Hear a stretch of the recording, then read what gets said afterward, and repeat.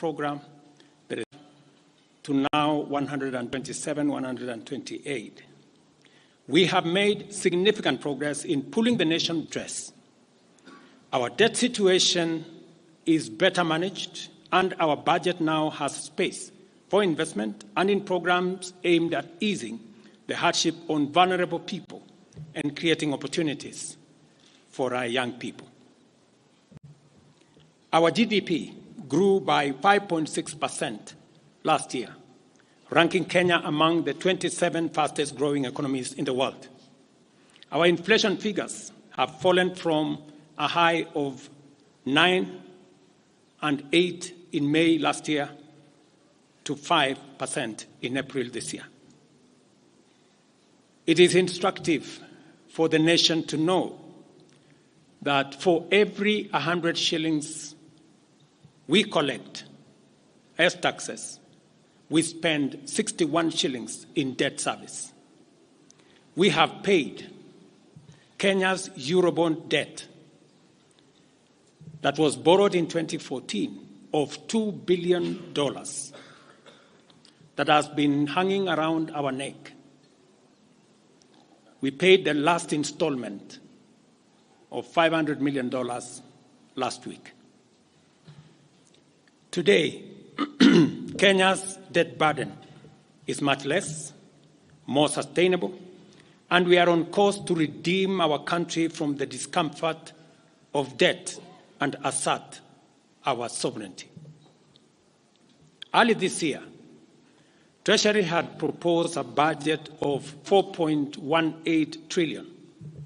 I did direct that it be reduced by 200 billion to come down to 3.99 trillion. The Finance Bill 2024, generated to actualize this budget, underwent public participation, which resulted to concessions by which we agreed to drop proposals on VAT on bread, motor vehicle circulation tax, VAT on locally manufactured diapers and sanitary pads, as well as excise duty on money transfer services, among others. The additional tax measures we had proposed in this year's finance bill were to raise money in the tune of 346 billion. When the concessions were made, subsequent to public participation that was undertaken by Parliament, that came down to 200 billion. I had made this proposal taking into account our situation and the priorities that are there.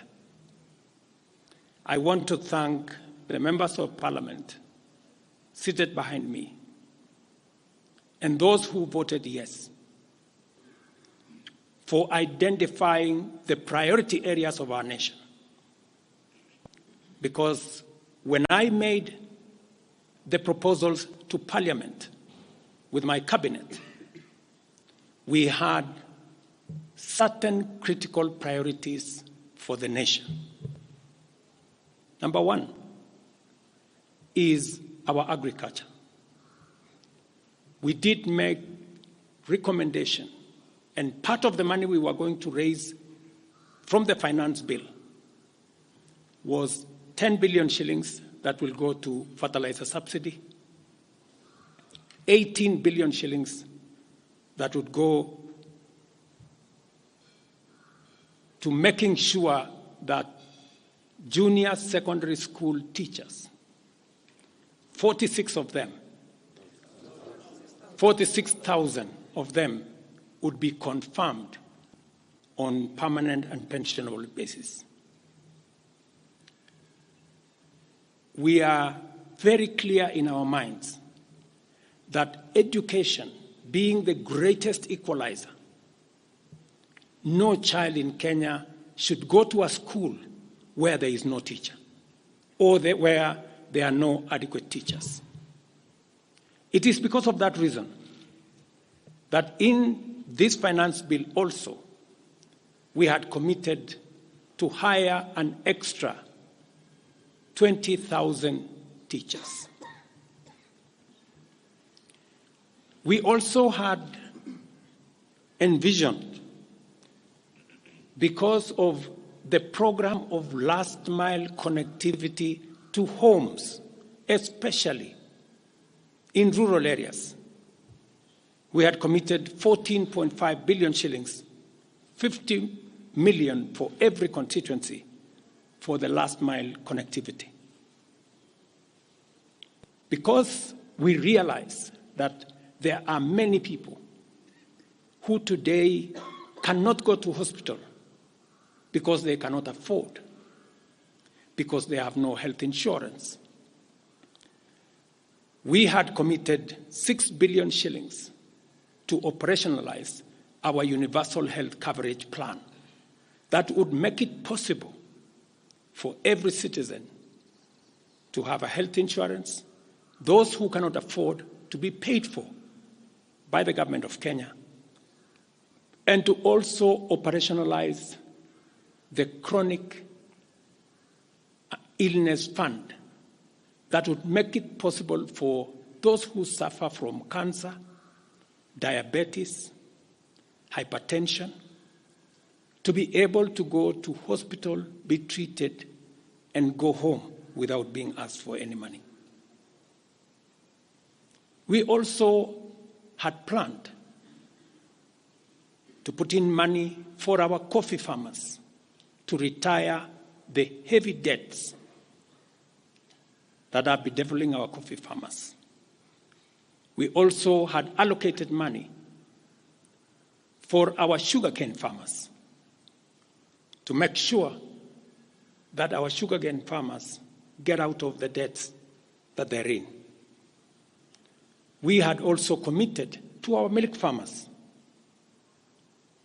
2 billion shillings to make sure that every farmer is paid a minimum of 50 shillings per litre, to make sure that these farmers, very hard-working citizens of our nation, get a fair return for their hard work and for feeding our nation.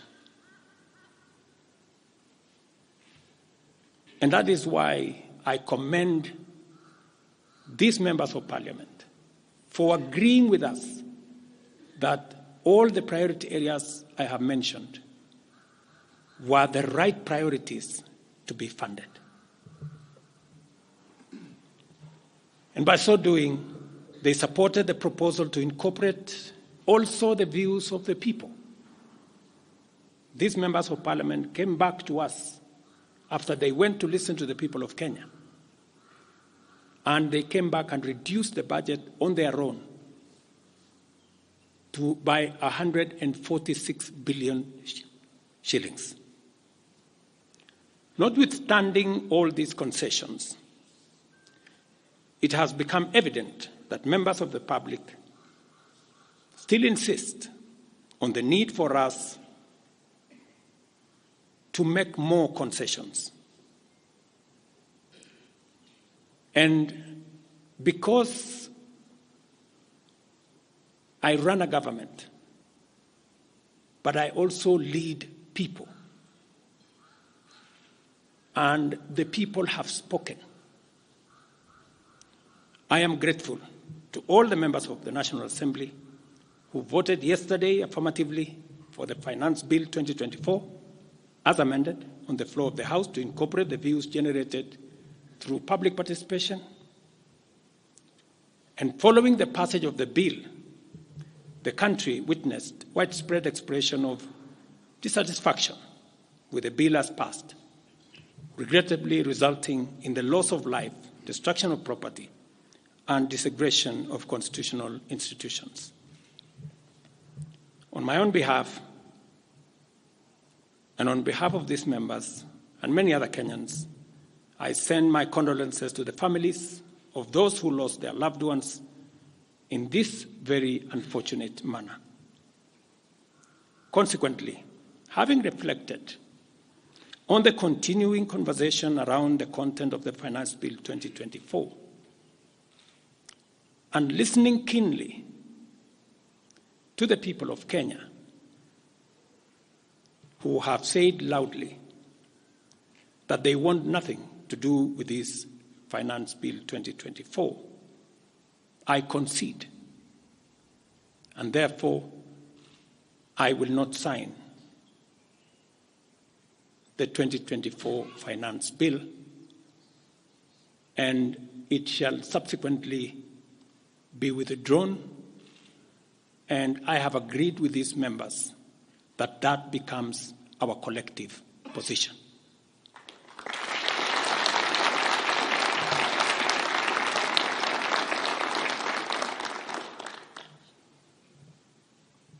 Accordingly,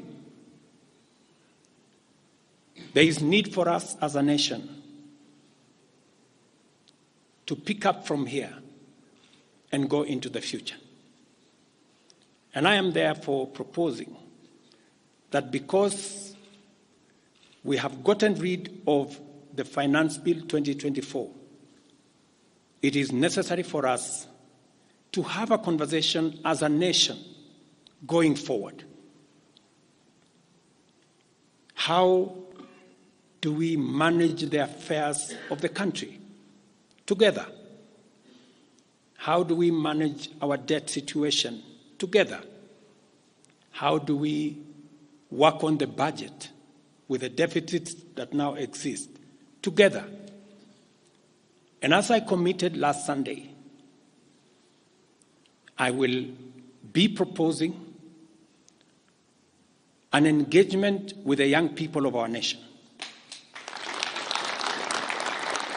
our sons and daughters, for us to listen to them.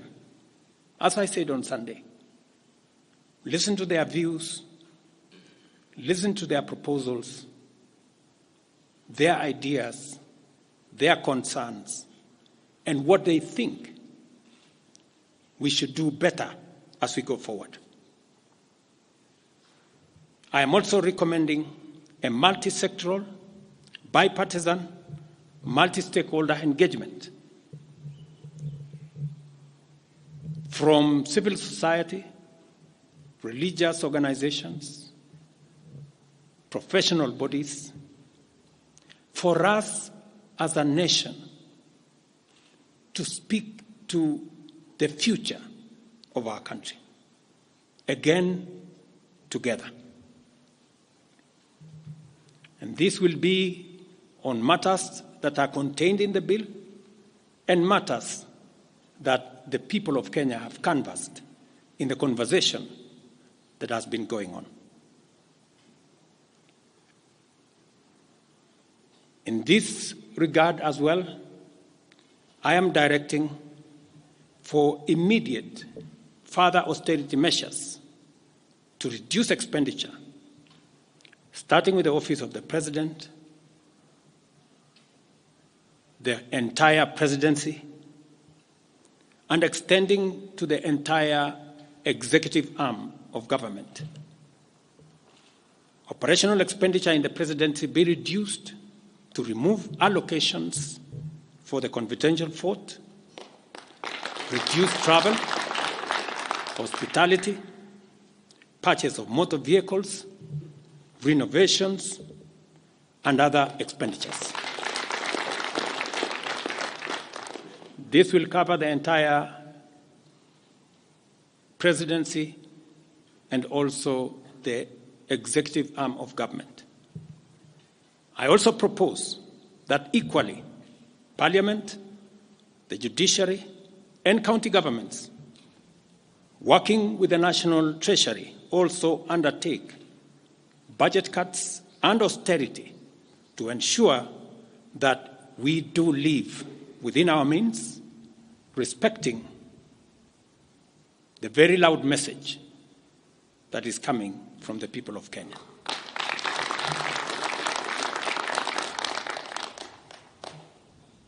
And let me confirm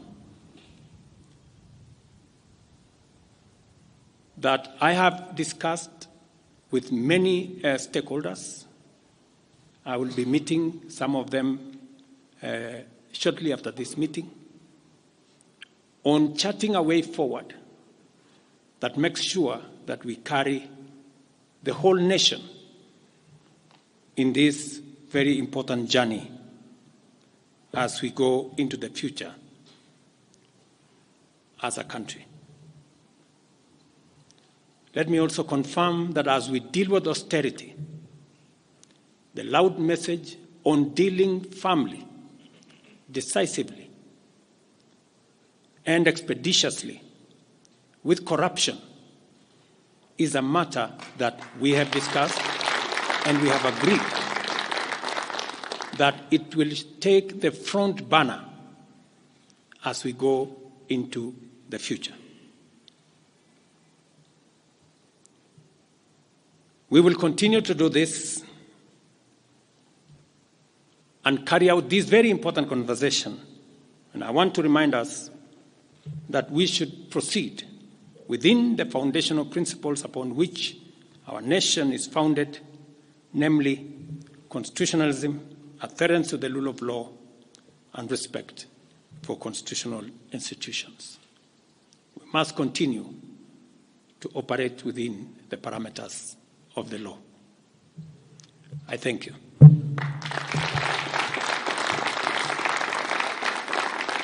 I will take a few questions, 3 questions to be specific. Thank you, Your Excellency. And the first question will start with Elizabeth Mutuku from TV47.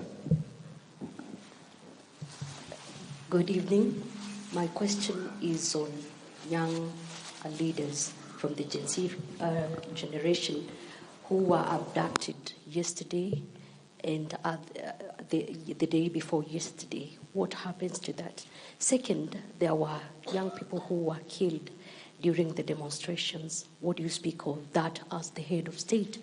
Thirdly, how do we move forward on the budget cuts, especially now that you've said that we're going to have austerity measures, yes, but how then do we secure development? Thank you very much. Please. No, it's okay. So I have said young people, 6 to be exact, 6 people yesterday lost their lives. Very unfortunately, they shouldn't have lost their lives. And I have said it is a very unfortunate situation. I wish that would not have happened. And there is a framework that will make sure that those 6 Kenyans who died yesterday will be accounted for. Number 2, I did promise the country that there will be no extrajudicial killings going forward. And ever since I came into office, there is not one incident of extrajudicial killing. What you said about abduction are statements that were attributed to some of our civil society groups, but all the people they mentioned have since been found in police custody, and those that were already processed were already released. On the matter of development that you have said, minus the finance bill, it means that some of the development programs amounting to 200 billion shillings, we will have to cut down, to delay them. They will have to wait, some of them, for next year. We will try it again. We will try next year to find some money. Some of them we will have to cancel because that's the nature of things. And it is because the people of Kenya have spoken loudly that they want a leaner budget for us as a country.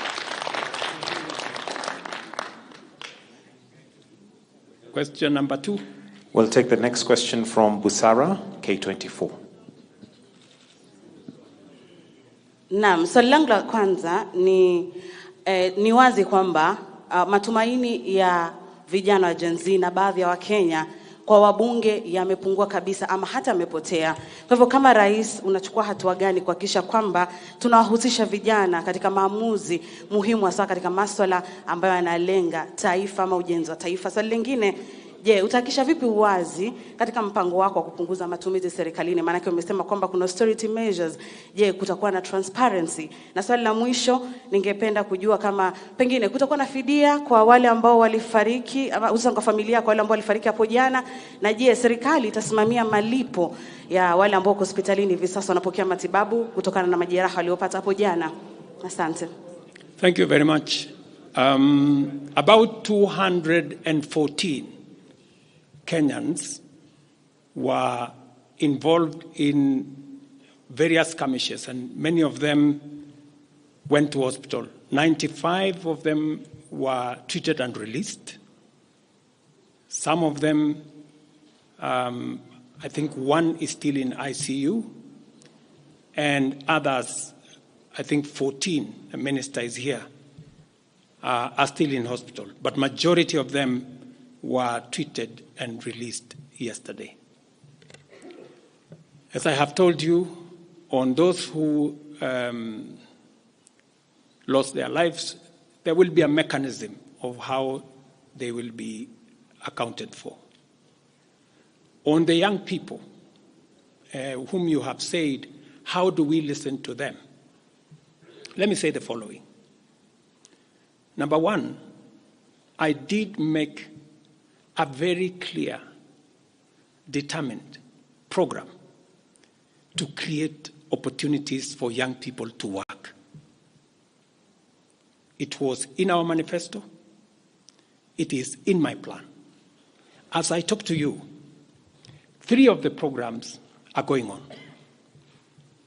The housing program today has 160,000 young people working as engineers, as architects, as quantity surveyors, plumbers, masons, carpenters, artisans, transporters, accountants. We have 160,000 young people working because I did take the decision that if we don't deal with millions of young people out of school, out of college, who have certificates and they don't have jobs, they will soon become a very big challenge for us as a country, as we are witnessing at the moment. All the young people you see, they are looking for opportunity. They are looking for jobs. And that is why our housing program, once it is fully rolled out, we will have a minimum of 500,000 young people working in our housing program. Number 2, I have been very clear on making sure that additional to our housing program is our digital infrastructure, the digital superhighway, the digital hubs, and the whole ecosystem of what we are doing in creating digital jobs. I was in Ruiru with Honorable Kingara, who's right there, not more than a month and a half ago, launching a hub that will hire 4,500 young people under CCI. In this budget, we had added 10 billion shillings to CDF for them to be able to construct ICT hubs in each ward in the Republic of Kenya. That would give opportunities for 200 to 300 young people in every ward to access internet, to be trained, to have a hub, and to monetize their digital skills. we will still find another way of implementing this plan, even if we have to cut back on CDF, if that is what is going to happen. Again, because we believe that young people deserve opportunity. As I talk to you, we've just concluded 3 bilateral agreements, one of them with Germany, on export of labor. Because we have negotiated with many countries who are interested in the high skills of Kenyan labor. And we have an ecosystem, we now have a plan on how we are going to make sure that the young people in Kenya get opportunities to work either in Kenya or outside Kenya. In fact, just last week, I saw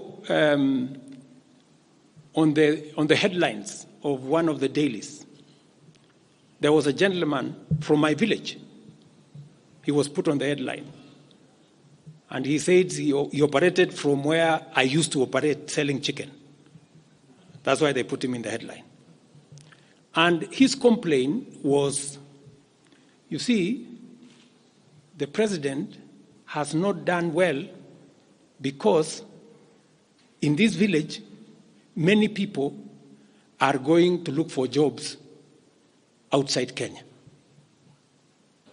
That gentleman did not know that those people in our village that have gone to Saudi Arabia or UAE, I am the one who supported the program for them to go as part of the export of labor. So he thought that those people were going away because there were no jobs in Kenya. But it is part of this plan I have kept on talking about, because I think it was called Misoy or somebody. If you go and check the headline, I think of last week, Thursday or Friday, he was there. He didn't know, the good young man, that I think we have almost 500 or 400 and something people around that village that have actually gotten jobs outside Kenya. And they are changing that village. And that is actually an admission by that gentleman that our plan on export of labor is working. And number two, that when we committed ourselves to making sure that we create opportunities for young people to work, we meant it. So we have a program on housing, we have a program on digital jobs, we have a program on export of labor, we have a program on the whole manufacturing sector. Let me give you another example. Now I'm talking this as a leader. We deliberately, last year, said we cannot continue to import products that we can manufacture in Kenya. One of them was clinker, cement, furniture, steel. What has happened the last 1 year? Very many, in fact 5 to be specific, companies have sought licenses in Kenya to do clinker, to do cement. And last year, because of what we did, we reduced the import of clinker by 95%. We saved foreign exchange, we created jobs locally. I was in West Pokot with my Minister for Industrialization.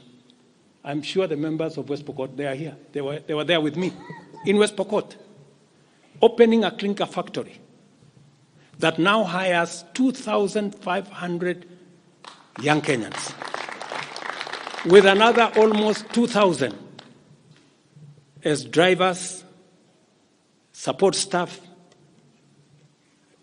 a big market now in West Pokot.